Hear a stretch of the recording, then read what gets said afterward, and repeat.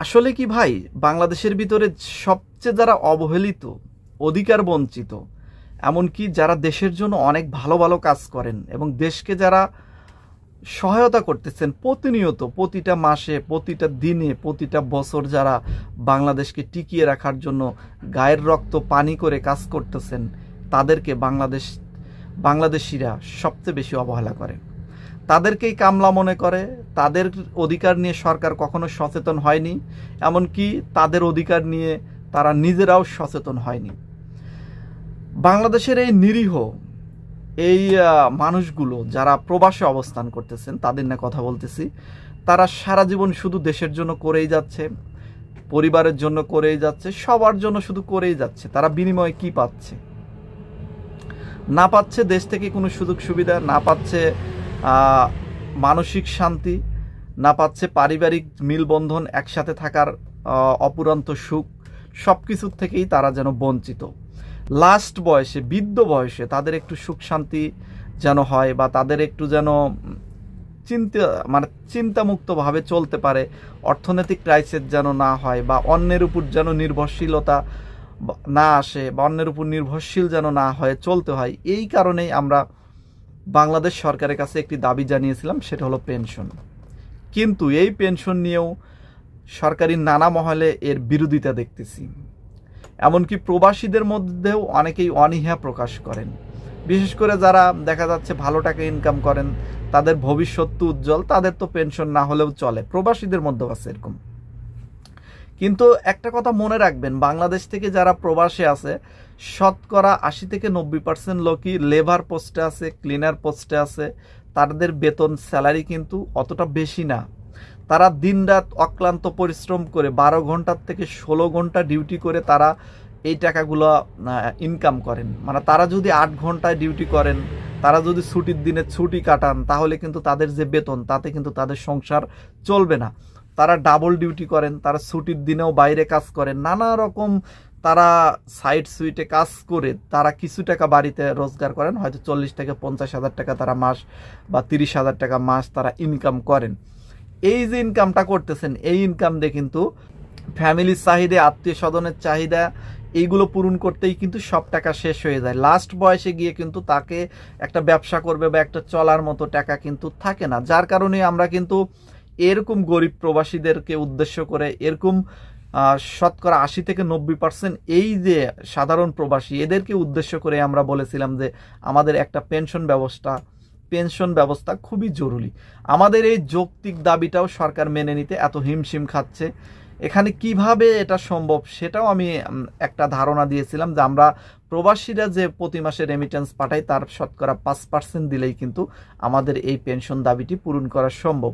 কিন্তু দুঃখের বিষয়, এখানে সরকারি কর্মকর্তাদের বেতন হয় আমাদের রেমিটেন্স থেকে, ডিফেন্সের লোকজনের বেতন হচ্ছে, বাংলাদেশের রাজস্ব খাতে যুক্ত হচ্ছে, বাজেটে যুক্ত হচ্ছে, সব জায়গায় আমাদের টাকা দিয়ে কাজ হয়। কিন্তু আমাদের প্রবাসীদের নিজেদের জন্য, নিজেদের কল্যাণের জন্য কোনো কাজ এই প্রবাসীদের রেমিটেন্সের টাকাই হচ্ছে না।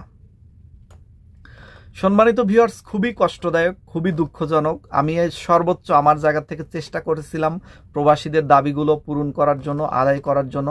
অনেক ভাই ও বোনেরা আমাকে সাপোর্ট করেছেন, তাদেরকে মনের অন্তঃস্থল থেকে আন্তরিক ধন্যবাদ জানাচ্ছি। এবং যারা আমার বিরোধিতা করেছেন, বা যারা আমাকে নেগেটিভ কমেন্ট করেছেন, বা এগুলো পূরণ হবে না, তাদেরকেও বারবার আমি বলি আপনারা আপনাদের বিবেক দিয়ে একটু চিন্তা ভাবনা করে দেখেন প্রবাসীদের পেনশন বিষয়টা কতটা গুরুত্বপূর্ণ।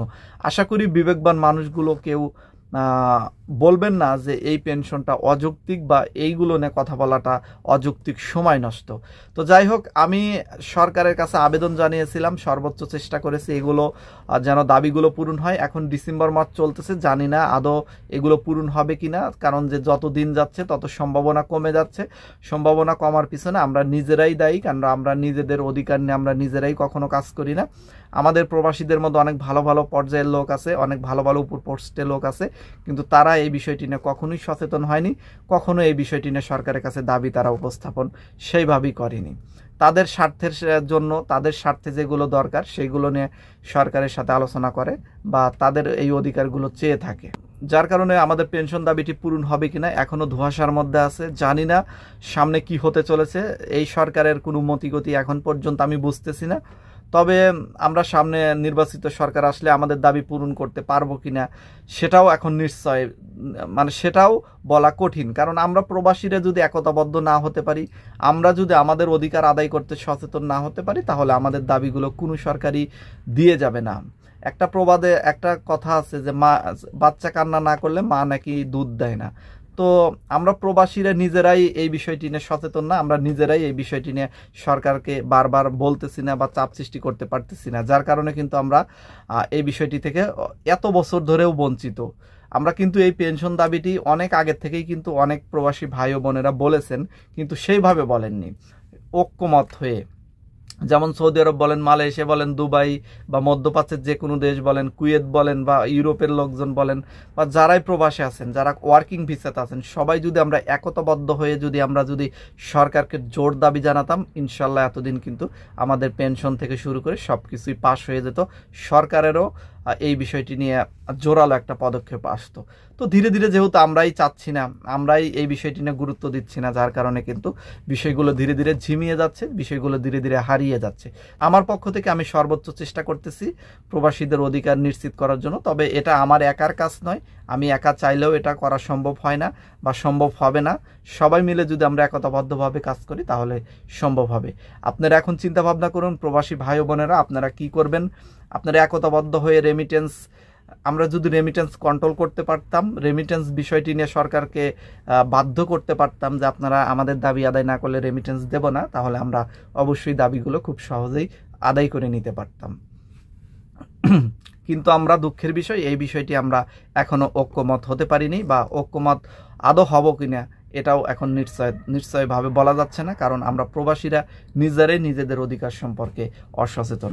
তো সম্মানিত ভিউয়ার্স, আশা করি সামনে এই বিষয়গুলো নিয়ে চিন্তা ভাবনা করবেন, যারা ভালো পোস্টে আছেন তারাও এই বিষয়গুলো নিয়ে চিন্তা ভাবনা করবেন, চেষ্টা করবেন প্রবাসীদের অধিকার নিয়ে কাজ করার জন্য। এই দাবি রইল আপনাদের প্রতি, আমিও আমার পক্ষ থেকে সর্বোচ্চ চেষ্টা করতেছি। আর বাংলাদেশ সরকারকে বাধ্য করতে হবে, না হলে আমাদের রেমিটেন্স কার্ড বা পেনশন কোনোটাই পূরণ হবে না। আজকের মতো বিদায় নিচ্ছি, সবাই ভালো থাকবেন, আল্লাহ হাফেজ।